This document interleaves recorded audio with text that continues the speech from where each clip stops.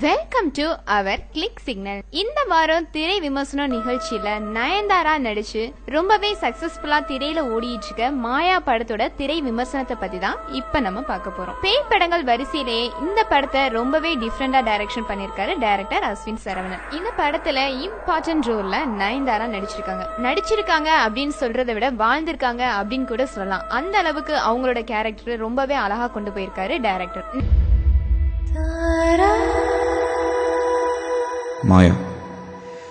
மாயா Matthews. நெடுஞ்சாலை படத்துக்கு அப்புறமா ஆரி ஒரு டிஃப்ரெண்டான கேரக்டர்ல ஒரு டைரக்டர் ரோல்ல இந்த படத்துல நடிச்சிருக்காரு. படத்துக்குள்ள இன்னொரு படம் மாதிரி ஒரு கான்செப்ட் தான் மாயா திரைப்படம்.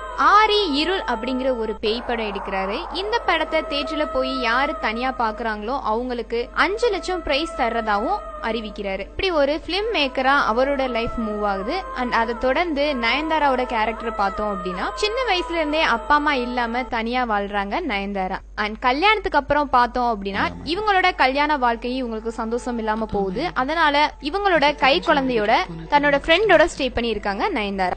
இப்படி போயிட்டு இருக்க நயன்தாராவோட வாழ்க்கையில அடுத்து என்ன நடக்குது அப்படிங்கறதா இந்த படத்துல கதையா கொடுத்திருக்காங்க. இந்த படத்துக்கு பிக் சப்போர்ட் அப்படின்னு பார்த்தோம் அப்படின்னா இந்த படத்தோட சினிமோட்டோகிராஃபி 80% ரொம்பவே இருட்டில் நடக்கிற மாதிரியான ஒரு கதை தான் மாயா.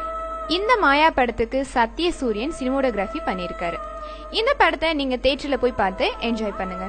இது மாதிரி மேலும் சுவையான தமிழ் சினிமா செய்திகளை நீங்க எப்போதுமே தெரிஞ்சுக்கலாம். சப்ஸ்கிரைப் மற்றும் ஷேர் பட்டனை அழுத்துவதன் மூலம் எப்பொழுதும் இணைப்பில் இருங்கள் உங்களது கிளிக் சிக்னலுடன்.